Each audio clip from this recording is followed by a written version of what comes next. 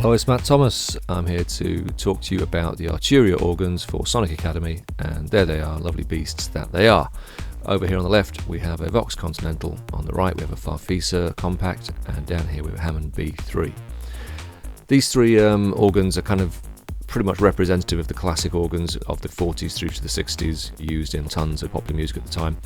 They're kind of so strongly associated with that era that a lot of current musicians kind of get these things and go, oh great, wonderful, now if I want to play a sort of cheesy blues thing I can.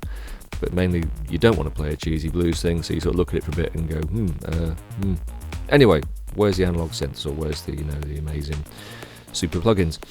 So what I'm going to try and do is show you what you can get out of these things that isn't what you're expecting when you sort of think of an organ, what they're good at, what they're not so good at, and I'll tell you a little bit about all three of them now, just a kind of minute of each, starting now. This is the Hammond B3. It's the oldest of the instruments. It's about 40s-ish. I mean, Hammond have been producing organs about 30s onwards, I think it was. The B3 is considered the classic must-have Hammond. That's why you'll tend to find it modelled in places. It's just the sort of best combination of features, sound. It was made with the valves, and so it's got a certain kind of sound to the amplification, all this stuff. It's the must-have model. There's tons of Hammonds out there. Some are rubbish, some are great. A lot of the sound generation actually uses like mechanical stuff rather than just chips on a circuit board. So there's a thing called a tone wheel makes the sound. Moving quite a lot further forward, we get to the Vox. The Vox is a classic 60s instrument, what's called a combo organ. It was kind of designed to be gigged and sort of travelled around with. It's a kind of gigging instrument for bands of the time, and it's associated most of all with the Doors. And then the kind of other big classic organ of the era is the Farfisa. Now the Farfisa starts to touch into almost like being a cross between an organ and a string machine. It's got like a tonality that's not just your straight organ. Really nice, interesting instrument, much more compact than the others, hence the name, Farfisa Compact. Now I'll show you what the strengths and weaknesses of each three are. The only thing I'm going to do now, before we get into each individual instrument, is talk about something in common to all of them, which is terminology. You're used to synth stuff, like VCOs, DCOs, envelopes, LFOs, all that stuff. These instruments predate that era, so they tended to have their own terminology. So the first thing I'm going to say is this. You're thinking, okay, biggest difference is there's more than one keyboard, and down here we've got like pedals. The pedals, as you can see, are replicating the normal sort of naturals, sharps and flats. Over here you see 1, 2, 3, 4, 6, 7, 8, and the blacks. And again down here 1, 2, 7, 8 and blacks. So that's just an extra bottom octave, okay? Organists in the days before presets would have different sounds on each manual, and that's another thing. I'm calling it a manual because that's the phrase used for a keyboard. Call it a keyboard, call it a manual, anything you want to. I'm just saying I might slip in and out of either one of them, and if you're reading stuff about organs you might think, what the hell is a manual? It's not the book telling you what to do. A manual is a set of keys, so this is a dual manual organ. In terms of operating the Arturia ones, you've got down here this selection. You can turn the pedal on and off, okay? And up here you can select whether you're playing the lower or the upper, or you can set a split, or you can play them both across a much bigger keyboard. So pedal board that's just more keys. Now this is an important thing. This is a volume pedal, and you can see here it tells you what it's called. It's also called a swell pedal. Now this again is because there was no envelopes on early sort of organs. They didn't have any volume control or way to articulate the sound. So you played the volume with your foot. And it controls the whole keyboard at once, obviously. Now swell pedals, as you can see, put it right up, you go to -80, and that's kind of silent, and here you go to 0, which is full volume. So as I say, with a swell pedal in the wrong place, you're going to get no volume. So if you're getting no sound out of your Vox and you're absolutely sure something should be there, push the swell forward.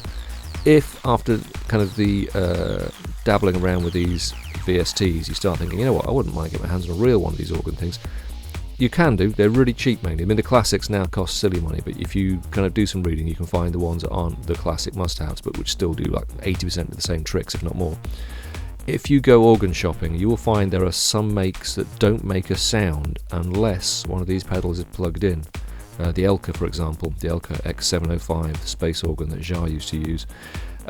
If you don't have a pedal plugged in, it's silent. It'll light up, all the buttons will do things, and it'll be sort of just sat there doing nothing.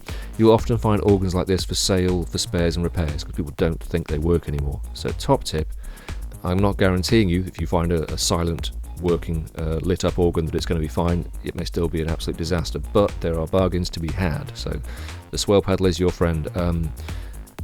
Do not try this at home, but I have been known to stick a paper clip between a couple of the sort of the pedal socket holes until the thing springs into life.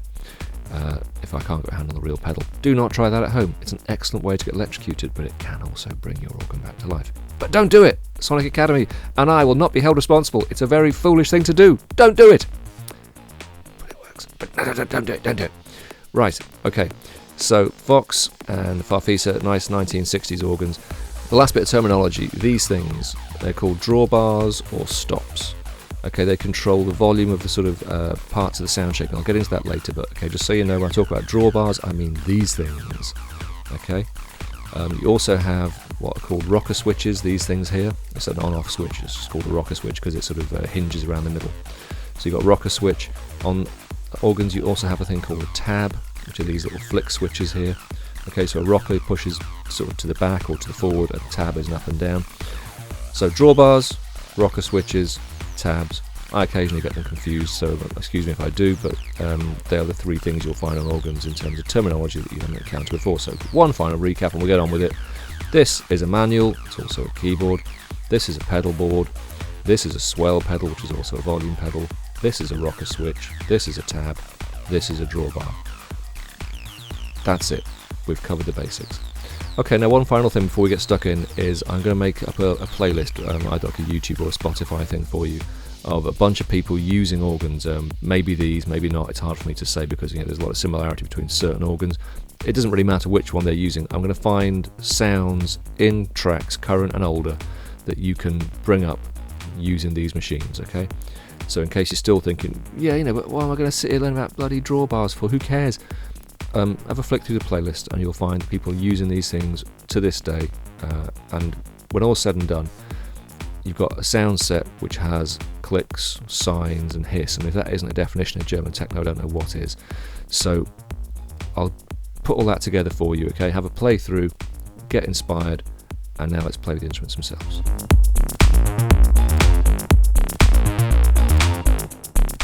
Thanks everybody for watching, commenting and indeed liking. We really do appreciate all the support we get here on our Sonic Academy YouTube channel. So if you found this video super useful, please, we'd love you to hit the subscribe button. We update the YouTube channel every week with new content. And if you want to watch some more relevant content, just click on the videos beside me.